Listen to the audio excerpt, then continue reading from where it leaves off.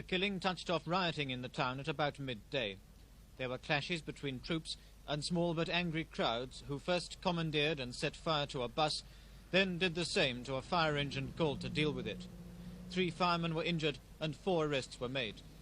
The disturbances were in the centre of this mainly Roman Catholic town and a good mile from the Gaelic athletic ground, where a wooden shrine already marks the spot where the boy was killed. This is one of those increasingly frequent incidents when the version of what happened that you get from the army and from the local population is so different that it hardly seems they could be describing the same event. What's certain is that Martin McShane was shot dead just before 11 o'clock last night. What's disputed is whether, as the local residents maintain, he'd just been larking around with some friends, 5 or 6 of them, playing a game of make-believe jailbreaks from the local clubhouse where they were having an evening, or whether, as the army maintain, he was armed when he was killed.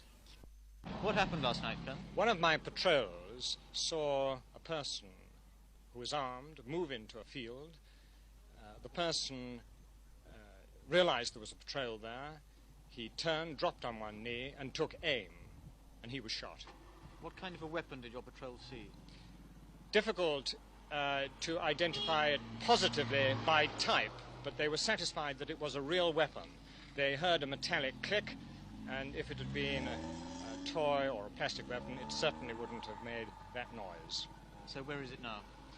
We didn't recover the weapon, and the reason we didn't recover the weapon was that the patrol was behind a fence.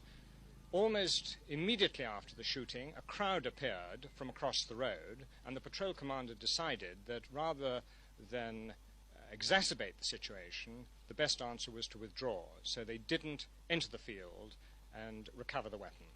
Could it have been that it was only a toy weapon? I don't believe so.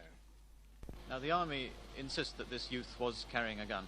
Yeah, well, this is absolute nonsense. The only weapon which he had was this plastic toy gun, which was broken, and which his grandmother told me last night in her tears that she'd bought for him about 4 or 5 years ago. And this he had, and of course they were playing this game of breaking out of jail, and presumably he was using it in that connection. Is it reasonable to suggest that if this story does nothing else, it does at least prove how dangerous it is for children to be playing with toy guns? Well, I suppose the way the army's behaving at the moment, it would be dangerous to be seen with a stick or anything else.